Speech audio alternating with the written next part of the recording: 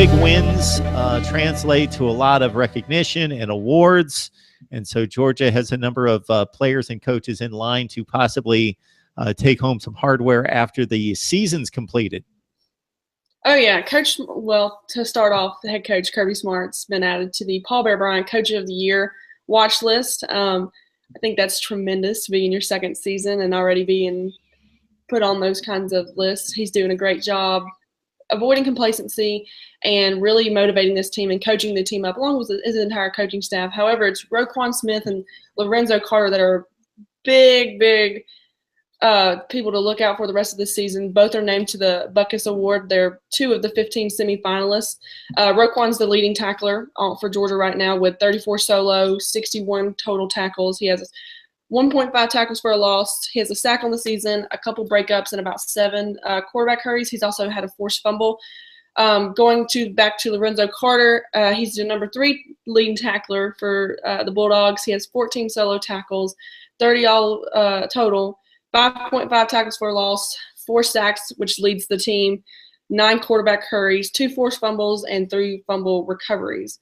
Both guys are huge contributors on the defense. They're both leaders, and Coach Smart cannot ever say enough about these 2 kids, about being humble, being always there for their team and stuff like that.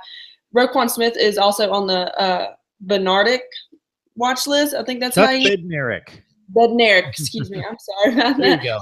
But he's also on that watch list, which I think it's huge for him. He's just, from his freshman season to now, he's just completely transformed as a player. Georgia fans and coaches and even a lot of us beat writers knew he was going to be a special player, but I don't think we knew that he would be this special.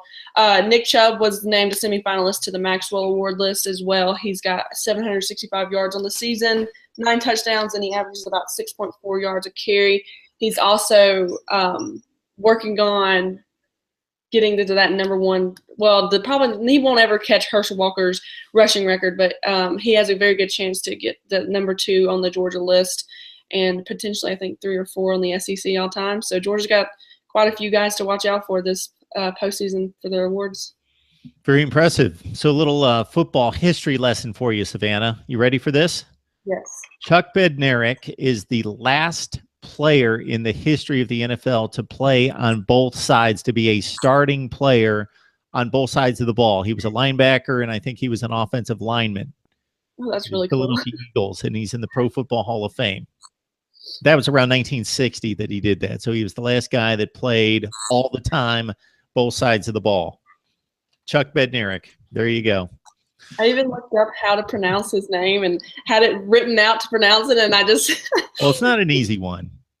I do that sometimes. You think you got a name, and then you see it 2 hours later, and you're like, I forget how to pronounce that again.